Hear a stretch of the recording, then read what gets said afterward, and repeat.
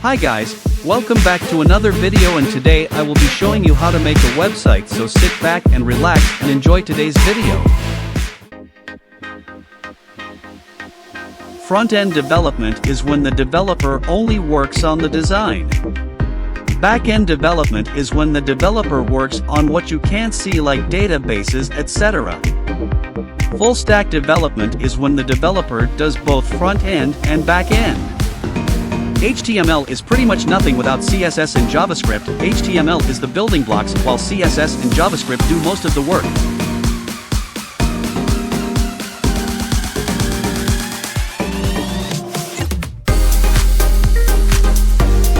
HTTP simply sets the rules for transferring files, like images, text, etc., and transfers the file as quick as you open the web.